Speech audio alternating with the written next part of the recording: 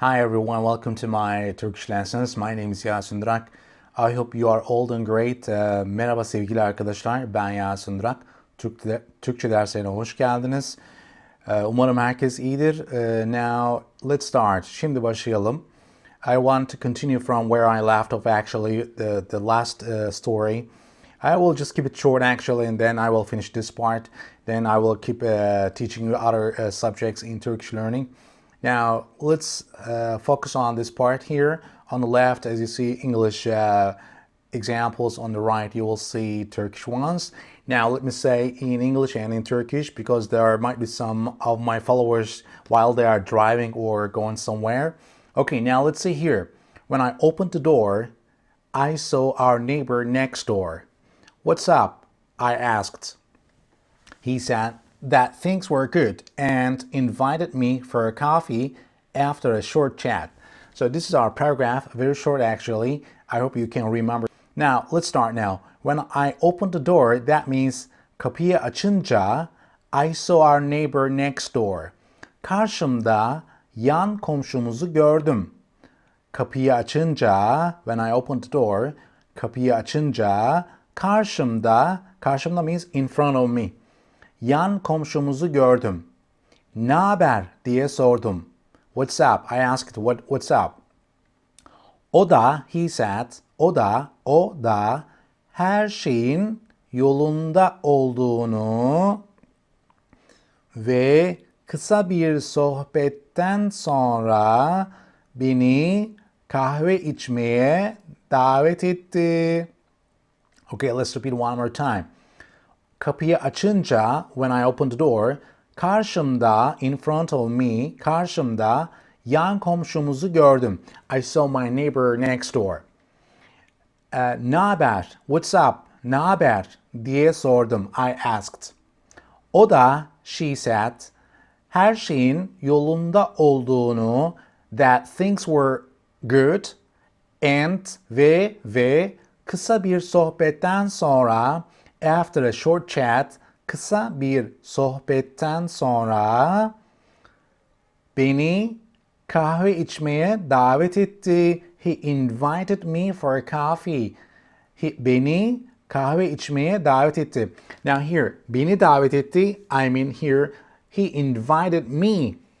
For what? For a coffee. Kahve içmeye, okay? That's all how we say normally in Turkish. I hope I make it clear for you. Now let's see the next part. Now, second slide. I said it could be, but we could have a coffee together in the afternoon. He also accepted that. Let's focus on this paragraph first. I said it could be, but we could have a coffee together in the afternoon. He also accepted that. Okay, now let's see here. And I said, ben de olabilir. It could be, or that could be.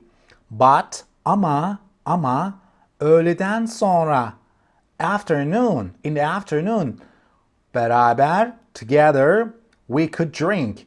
So that means we could drink coffee afternoon.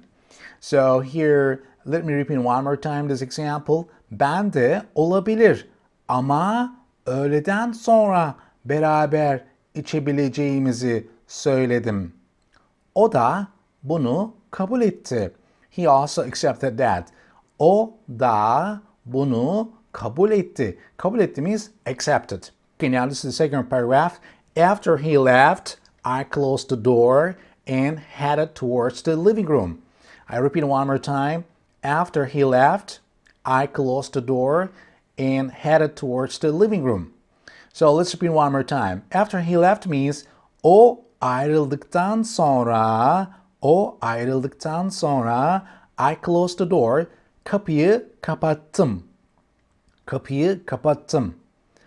Ve and headed towards the living room. Oturma odasına geçtim.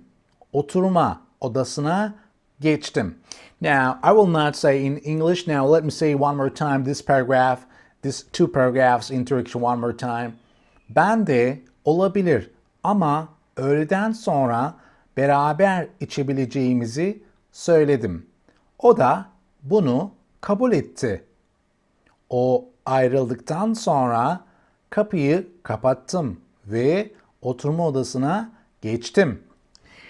Now let me help you learn a few important things here. Example. Okay, the story is over actually. I want to just help you learn some, very, how can I say, maybe tips that you can make some different examples with this simple example. Now, for example, when you say in English, when I open the door, blah, blah, blah. So I just want to explain here, when I open the door, when you do something or when you put different verbs after person pronoun. So in Turkish we say, for example, kapıyı açınca. Kapıyı açınca. That means when I opened the door. Well, here, what's important here is aç means open. This is a command or imperative form of open. So here, after that, I put here unca. Unca. Well, this is a suffix to describe the time, how you do this. So in English, in Turkish, actually, there are two suffixes to describe the conjunction word of when. So one of them is unca. Well, this is very flexible. You can use this with all personal pronouns. How? I will show you in the next slide. Kapıyı açınca means when I open the door. So you can change this with different personal pronouns as well. So here, next example, after he left or after she left or after it left, you can say this in English. In Turkish, well, we use the only form, as I said, one personal pronoun, which is o. O means he, she, or it. O ayrıldıktan sonra. Ayrıldıktan sonra. Well, what I am here focusing on is that after, how we use after in Turkish.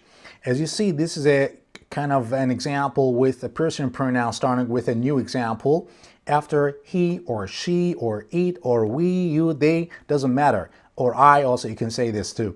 So, o ayrıldıktan sonra. Well, I especially put here o to describe, to avoid confusion in the examples who is doing this, the agent. So that's why I just specifically explained or put this person pronoun at the beginning of the example here, o.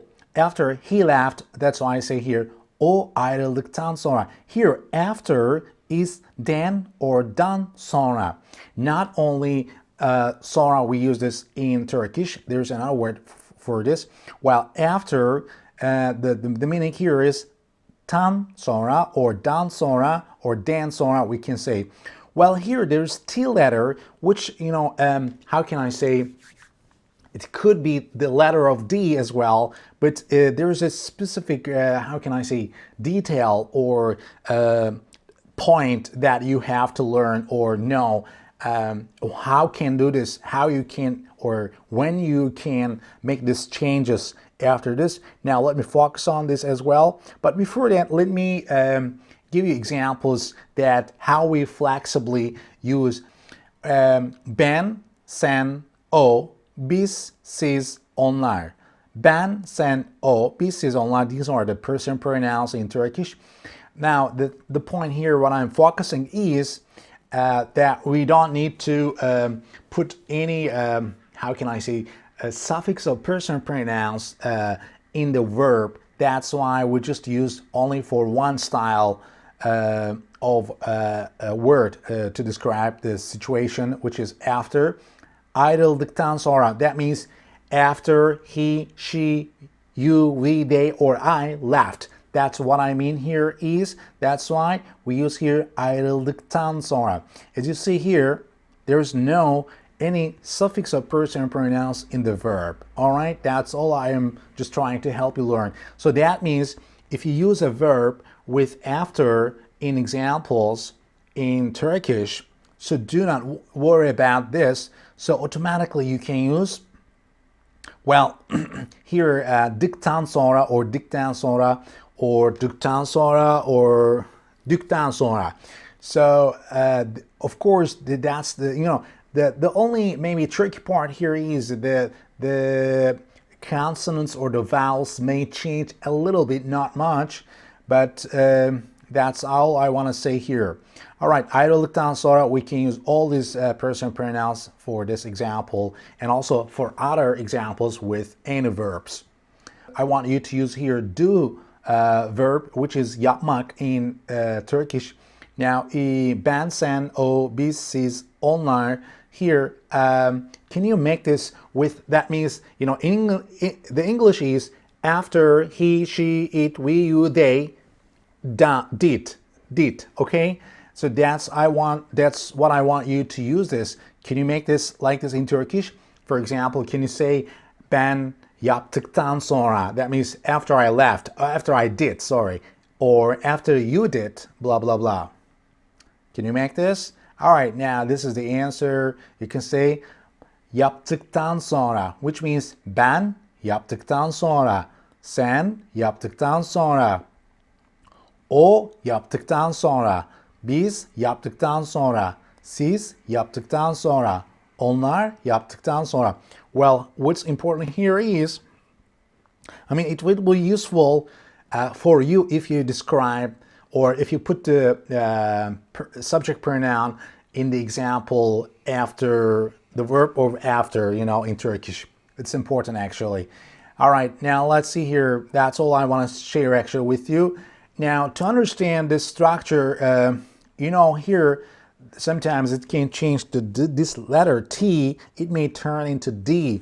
Well, to be able to understand the difference, I will now suggest you one video that I made for this to understand how this, so which is, if you write this ünsüz sertleşmesi title on YouTube search bar, you will find these examples. This is what I did for you actually. If you want, you can watch this video, which helps you a lot. And I hope it's been a good lesson for you again today. Hope to see you very soon again here. Bye for now.